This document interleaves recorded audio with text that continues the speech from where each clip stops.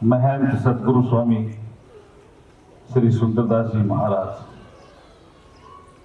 राम चौकी जोधपुर, ज्ञात प्रवचन सुने।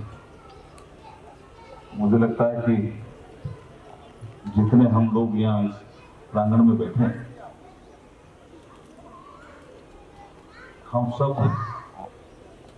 इतने चार्ज हुए हैं, मैं कल्पना नहीं कर सकता कि नरेंद्र मोदी जी की फौज में इस तरह से लोग जुड़े हुए हैं। ये कितनी बड़ी बात है मेरे लिए भी, मेरी पार्टी के लिए भी, और जो भारतीय संस्कृति सभ्यता को सर्वोपरि रखना चाहते हैं उनके लिए।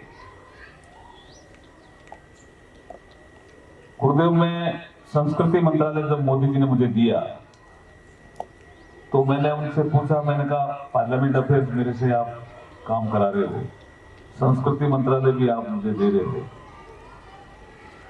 तो इसका क्या उद्देश्य रहेगा? तो उन्होंने कुछ तो चीजें बताई, उनका थोड़ा सा मैं जिक्र करना चाहता हूं। बोला, मेघवाल जी, क्या है इस देश में कुछ ऐसे प्रधानमंत्री हुए जिनको लगा गंगा स्नान करेंगे तो लोग कहेंगे धर्मनिरपेक्ष नहीं, जबकि गंगा किसी धर्म से संबंधित नहीं है। गंगा हमारी मां है, हमने उसको मां माना। और कुछ ऐसे प्रधानमंत्री हुए, उन्होंने कहा गंगा स्नान करेंगे तो लोग हमें धर्मनिरपेक्ष नहीं कहेंगे। इस भाव को बदलना है। फिर उन्होंने कहा कुछ काम ऐसे हैं जो मुझे करवाने हैं, तो उसमें डीपीआर बनाने से लेकर के जो प्रॉपर मदद है, इतिहास की आपको जानकारी है, उसमें आपको योगदान देना। इसलिए संस्कृति मंत्रालय मैंने जानबूझ के ही आपको दिया।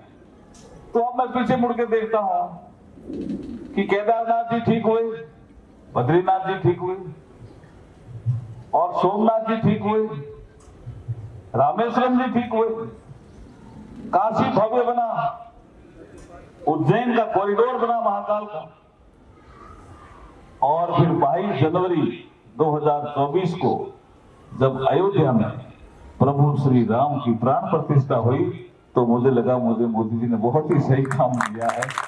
और आज आकर के मुझे लगा कि ये जो काम है संस्कृति मंत्रालय का, ये तो हमारे स्वामी सुंदरदास जी महाराज ही कर रहे हैं। संस्कृति मंत्रालय का काम भारत की संस्कृति बदलनी चाहिए, भारत की सभ्यता बदलनी चाहिए, यही विषय है।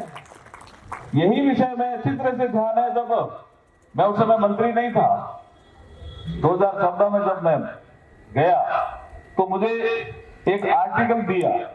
मैं किसी राष्ट्रीय स्वयंसेवक संघ के किसी प्रोग्राम में गया था, तो गार्जियन में एक आर्टिकल आया था। 16 मई 2014 को रिजल्ट आया, 18 मई 2014 गार्जियन जो इंग्लैंड से छपता है और वो यूरोप के और देशों से भी छपता है, कई जगह से छपता है, वहां पे आर्टिकल आया, फाइनली वी लेफ्ट इंडिया।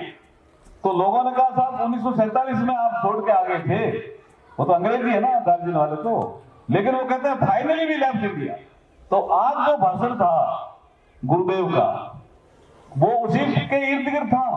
उन्होंने कहा हम जब छोड़ के आए, लेकिन ऐसे लोग थे शासन करने वाले जो हमारे समर्थक थे, हमारी बातों को सोचते थे, हम जैसा कहते थे वो मान जाते थे। पहली बार ऐसा आदमी आया है। 16 मई 2014 का रिजल्ट है और गार्जियन है 2018 का, नहीं 2014 का ही 18 तारीख को, 2 दिन बाद फाइनली वी लेफ्ट इंडिया। बोला पहली बार ऐसा आदमी आया जो कॉन्वेंट में पढ़ा हुआ नहीं है। ये उन्होंने पहले कहा कि कॉन्वेंट की किसी क्रिश्चियन मिशनरी स्कूल में पढ़ा हुआ नहीं है, नंबर 1।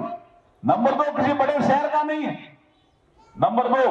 नंबर 3 कि वो जिस पृष्ठभूमि से आता है उससे लगता है कि हमने अब भारत को छोड़ दिया है और अब भारत के लोग ही भारत में राज करेंगे। ये विषय कहां से लिखा है? 18 मई 2014। वो भाव आज गुरुदेव ने यहाँ प्रकट किए हैं। मैं आपको बहुत ही प्रणाम करता हूं, अभिनंदन करता हूं, बहुत बहुत अभिनंदन करता हूं सुंदरदास जी महाराज जी आपका। दूसरा विषय आपने जो छुआ बाबा साहब भीमराव अम्बेडकर जी का, ये भी हम जो लोग बैठे हैं कई लोगों को शायद जानकारी नहीं है कि 3-4 ऐसे विषय थे जिनको दबा दिया गया। ये विषय भी ऐसा ही था। थॉट ऑन पाकिस्तान करके उनकी किताब है, thought on Pakistan.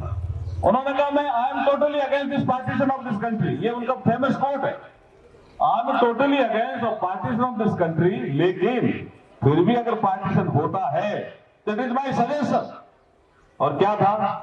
All Hindu should remain in India and all Muslim should go to Pakistan if you want to permanent peace in India. अगर भारत में इस शांति चाहते हो तो सारे हिंदू यहां रहें। जब ये हिंदू और मुसलमान में बंटवारा हो रहा है तो सारे हिंदू यहां रहें और सारे मुसलमान पाकिस्तान चलाए, तभी तो शांति होगी। उन्होंने ऑस्ट्रिया और बल्गारिया का उदाहरण भी दिया, लेकिन उस समय कुछ लोग ऐसे थे जो कहते थे डॉक्टर अम्बेडकर पागल हो गया। पागल नहीं थे वो, उन्होंने आगे की देखी थी। और आज भी हम देख रहे हैं पीछे कि डॉक्टर अम्बेडकर का सोच कितना गंभीर और गहरा था। एक और सोच था, वो फर्स्ट कमेटी के मेंबर थे, उन्होंने भगवा जो हमारा रंग है, ये हमारा झंडा क्यों नहीं हो सकता, इसकी वकालत भी की, उसको भी खा दी। उन्होंने एक वकालत और की जिसको नेहरू जी माने नहीं। उन्होंने कहा जब देश आजादी हो गया तो देश में भाषा होनी चाहिए, ये अंग्रेजी क्यों आप रख रहे हो? तो उन्होंने कहा हिंदी का तो साउथ वाले विरोध करते हैं। तो बोला साउथ के लोगों को मैं समझा देता हूं, वो एक विषय पे सहमत है। बोला क्या? बोला संस्कृत भारत की भाषा हो जाए, इसके लिए मैं कागज लेके आता हूं, आप मान जाओ तो मैंने अभी कागज लेके, और नरेंद्र मोदी जी के कालखंड में संस्कृति मंत्रालय के द्वारा इस पर रिसर्च हुई है कि क्या डॉक्टर अम्बेडकर संस्कृत को इस देश की भाषा बनाना चाहते थे। तो हमने सारे रिसर्च पेपर तैयार किए हैं, प्रधानमंत्री मोदी जी को दिया है, और मद्रास के जितने भी संविधान सभा में सदस्य थे उनके भी दस्तखत हैं, डॉक्टर अम्बेडकर के भी उसमें दस्तखत है कि ये अंग्रेजी हमारी भाषा नहीं है। जब हम आजादी हो गए तो हमारी भाषा होनी चाहिए। अभी आप संस्कृत अपना लो, धीरे धीरे हिंदी भी आ जाएगी, लेकिन ये अंग्रेजी को क्यों रख रहे हो? ये ऐसे बहुत से थॉट है जो गायब कर दिए बाद में शासन करने वाले लोगों ने। और एक और बड़ा थॉट गायब किया, जब संविधान बना तो हर चैप्टर में हमारे भारतीय महापुरुषों के चित्र थे। जैसे भगवान श्री कृष्ण अर्जुन को उपदेश दे रहे हैं, अब वो चित्र ही गायब कर दिए। वो संविधान का मूल पाठ था। भगवान राम का एक दरबार था, सुशासन और डेवलपमेंट कैसे होता है, जिसको राम राज्य की परिभाषा दी, वो चैप्टर ही गायब कर दिया। पूछा ही क्यों गायब किया?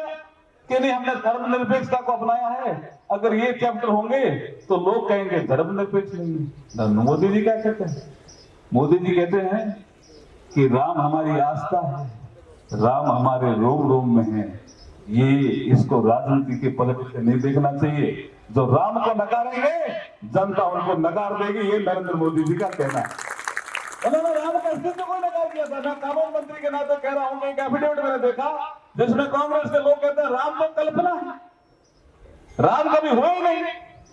उन्होंने राम को अस्तित्व को नकार दिया। अब समय आया है जब ऐसा कहने वाले के अस्तित्व को हम नकार दें। यही सही समय है, जो मोदी जी कहते हैं यही समय है, सही समय है, भारत का अनमोल समय है। अब राठौड़ साहब कह रहे हैं कि एक भजनवी लाइन तो सुनानी है कि धन्य है? मीरा कृष्ण भक्त थी, लेकिन राम का भजन बहुत सुंदर गाया। उसका एक ही कारण था कि जब साधना के शिखर में ऊपर पहुंचते हैं तो राम और कृष्ण में भेद नहीं रहता है। ये मीरा के संदेश है। भजन क्या है? पायो जी में राम रतन धन पायो। ये क्या राम रतन पे मीरा कह रही है? लोग कहते हैं कि डेमोक्रेसी की परिभाषा अब्राहम लिंकन ने बहुत जोरदार दी। मैं कहता हूं कि राम धन की जो परिभाषा मीरा ने दी है ना, ऐसी परिभाषा किसी ने नहीं दी। कैसा होता राम धन? मीरा कहती है श्यामई खूटे इन्हें चोर नहीं लूटे रे, खूटे इन्हें चोर नहीं लूटे रे। वो तो दिन दिन न पड़त सवायो पायो दीन राम रतन धन। आज गुरुदेव के पास आकर के हमारी बैटरी पूरी चार्ज हो गई है। मैं विश्वास दिलाता हूं कि भारतीय सभ्यता और संस्कृति की रक्षा के लिए कुछ भी करना पड़े। नरेंद्र मोदी जी ने कहा है ये हमारी संस्कृति है। अब वो उधर बोलो है तो कहते हैं संस्कृति, बोला तो डेंगू है, मलेरिया है, उधर बोलो है। और इधर नरेंद्र मोदी जी हैं, वो कहते हैं हमारी जो सनातन संस्कृति है वो वन फ्यूचर, वन अर्थ और वन फैमिली, वासुदेव कुटुंबकम को प्रतिबिंबित करने वाली हमारी सिद्धांत है। हम संसार को सिद्धांत दे सकते हैं, हम संसार को ज्ञान दे सकते हैं, ऐसी हमारी संस्कृति है। और उधर वो हमारी संस्कृति को कभी डेंगू कहते हैं, कभी मलेरिया कहते हैं। अब इस चुनाव के समय में हमारे गुरुदेव ने बहुत जो ज्ञान दिया है उसमें मुझे लगता है कि आप तो सब लगोगे ही, ऐसा लग रहा है। हमारी पार्टी के जो लोग आए हैं उनको भी ट्रेनिंग मिली आज, ऐसा मुझे लगता है। ऐसी ट्रेनिंग तो हमारे जिला अध्यक्ष भी आए हुए हैं, सभी भी आए हुए हैं, ऐसी ट्रेनिंग तो मिलती नहीं है। ऐसी ट्रेनिंग आपने आज हमें दे दी है। मैं आपका बहुत बहुत आभार प्रकट करते हुए सोवन सिंह जी राठौड़ साहब का, हनुमान जी गोदारा जी का, मोतीलाल जी गहलोत साहब का, रामचंद्र कसमान जी केसर देसर वालों का, राम जी अग्रवाल का, चेतन राम मेघवाल जी का और हमारे धनाराम बावरिया जी का और रामलाल सुथार जी का बहुत बहुत धन्यवाद करता हूं जो मुझे निमंत्रण लेकर के यहाँ लाए और मुझे जो ज्ञान मिला है, मैं कहता हूं अद्भुत ज्ञान मिला है। मैं हो सकता है जैसे ही मेरे को मौका मिलेगा मैं आपकी बात प्रधानमंत्री नरेंद्र मोदी जी से जरूर करूंगा एक बार। जय भारत माता की जय।